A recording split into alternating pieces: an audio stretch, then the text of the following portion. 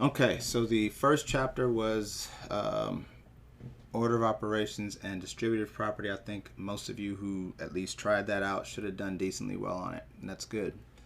Your second chapter was about solving one-step equations. As long as you understood how to get rid of addition, how to get rid of subtraction, how to get rid of multiplication, how to get rid of division, then that should have also been an easy quiz and test.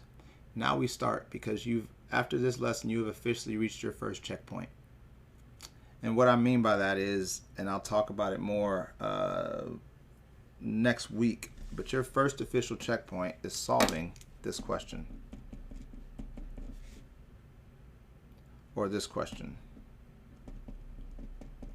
Hopefully your experiences have shown you that this is the same exact thing. The only difference is 7's on the left and over here 7's on the right, but the process is still the same. Again, a lot of you have seen this already and gotten it down. That is great. But keeping in mind that we are now teaching to the students who might actually want to get out of this class this year, just giving them a chance to catch up before we, kind of move to next quarter and go from there. But again, our last chapter focused on solving one-step equations. Hopefully, again, you took the time to make each decision instinctual.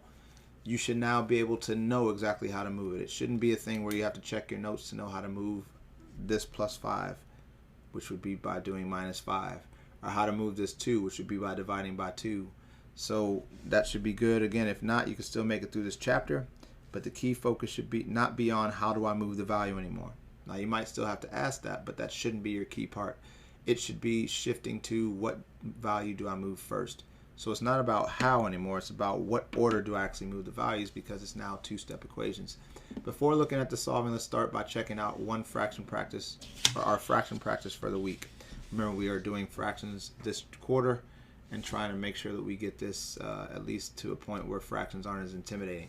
So quick note, adding fractions will remain on every homework assignment for this quarter, so be sure to keep improving your skill. I'm just not going to cover it every single week because that gets old, especially for those who already know how to do it and get tired of me walking through all those steps.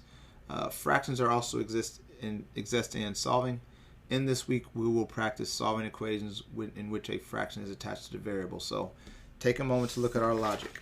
This is all logic. This has nothing to do with anything but me discussing what you should be thinking. So if you see 5/7 h equals 20, we should notice that there's actually two values attached to the variable, 5 and 7. In our work today, we're going to always move the bottom value. You might want to write that down for yourself. So again, in a fraction problem, we're always going to move the bottom value or denominator first.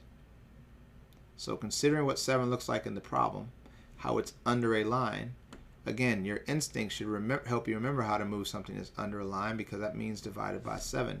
We've seen that before. When we had x divided by 6 equals 4, we got rid of that by multiplying by 6. If you remember, the 6's went away, x came down with 24. Again, that's why you need your instinct. But in this problem, we instinctually multiplied by 6 to move the x value away from x. We will do the same thing now. When you have, and again, this is just a copy of all these, so it's just me talking through the strategy before we try it and move on. If you had 5/7 h equals 20, we are going to move the bottom number first, which is being divided, and the way you get rid of the bottom number is by multiplying by 7. So times 7 times 7. The 7's end up canceling just like they did before, but now the 5 and the h come down, and 20 times 7 make 140. So again, be sure you understand what happened. We multiplied by 7 to move it away, but the top number 5 just ended up moving right next to the h, and what's left over. The 7's gone, but the 5 and the h are still there. All right. On the other side, 20 times 7, of course, gave you your 140. But again, at this point, you should recognize it, and this is why I said it needs to be instinctual. Hopefully you can see, and again, this next one's going to start there, that it's, again, two values are attached, or when we know that when two values are attached, they are being multiplied, so we will divide both sides by 5. Again, we know, or should know, that when we solve 5h equals 140, that 5 is with h, and the way we get rid of it is by dividing by 5. Again, when that happens, the 5's go away, h comes down, and 140 divided by 5 is 28. That is a two-step equation because we needed 2 steps to complete it. And all this week is about 2-step equations. Next week is about 3-step equations. I think it's 3, maybe even 4. But again, the key thing is focus on the fact that this is 2-step equations, and the hardest part of 2-step equations is the order. So what we just talked about is that you'll move the bottom number first, and then everything should look familiar to you. So again, luckily this process can be easily memorized as long as you practice and ask for help when you need it. So again, let's work on one problem before moving to our work.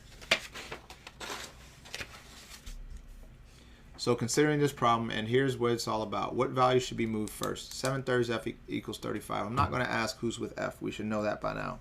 But what value should be moved first? Since we are moving the bottom value, the 3 should be moved first, which means that the 7 should be moved second. And so when it says solve as shown in the video, it means do what we just did, which is moving this 3. It's divided by 3. How do I move something divided by 3?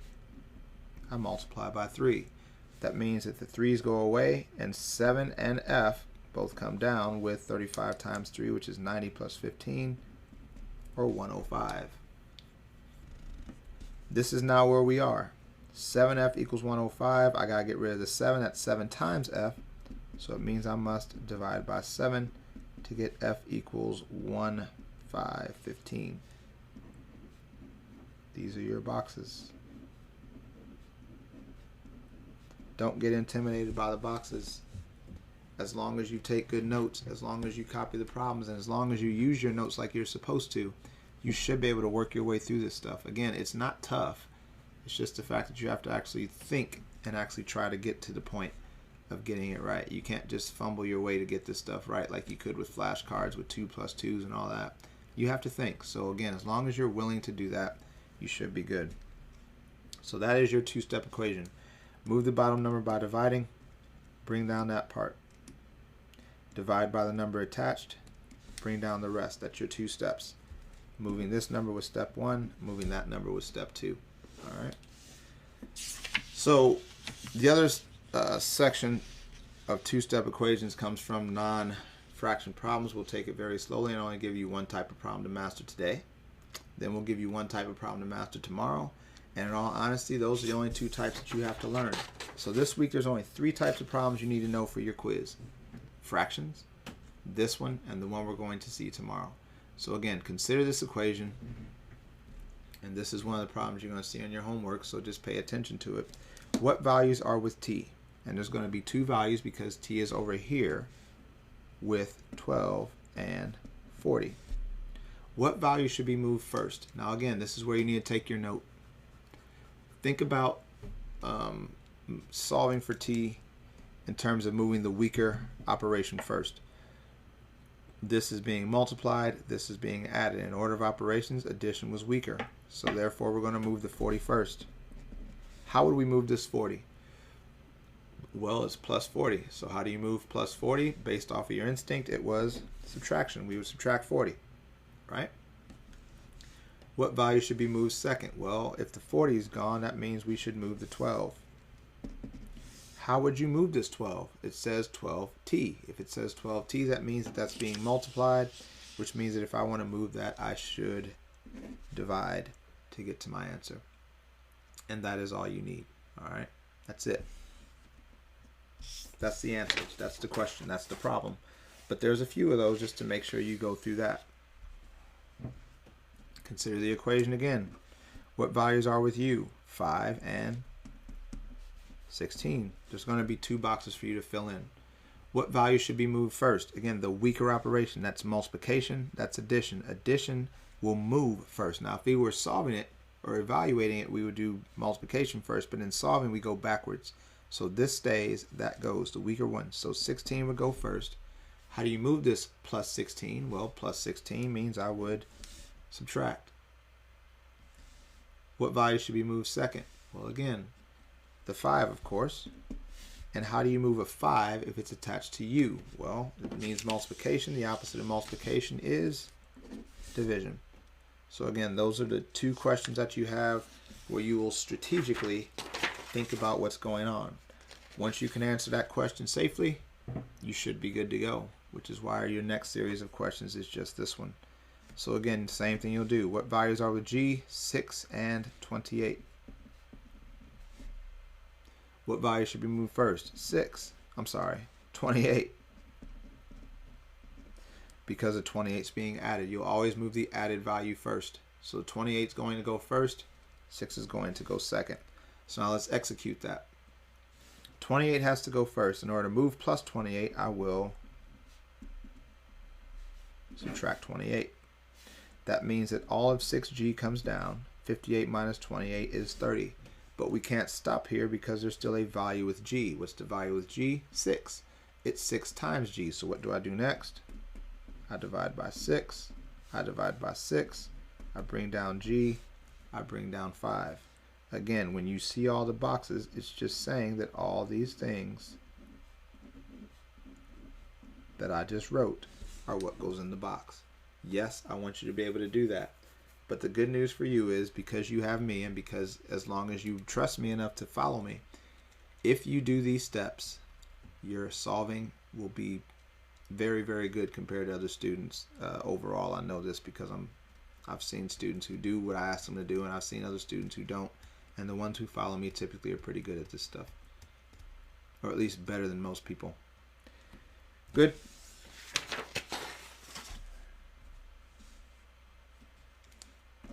What values with t?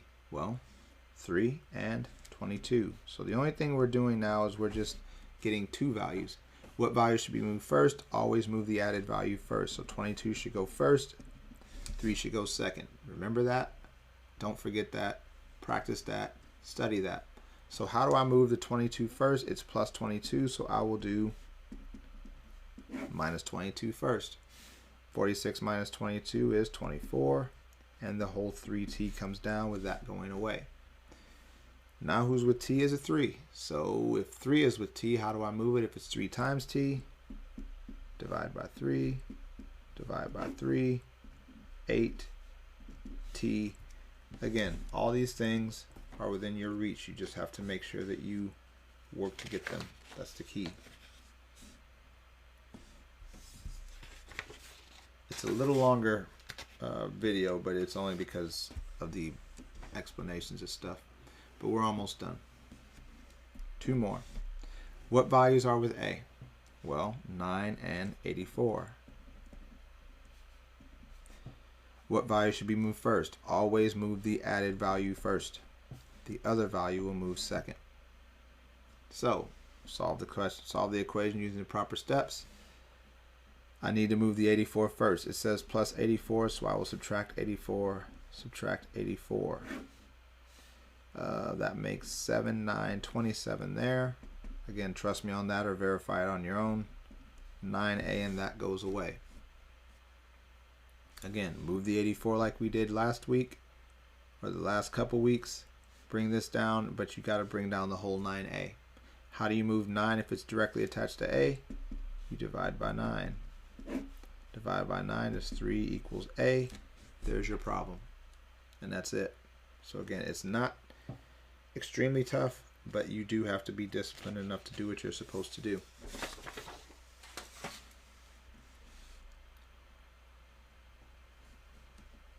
What values are with t? Well, t is with 7 and 74. What value moves first? Always move the added value first. The other value goes second.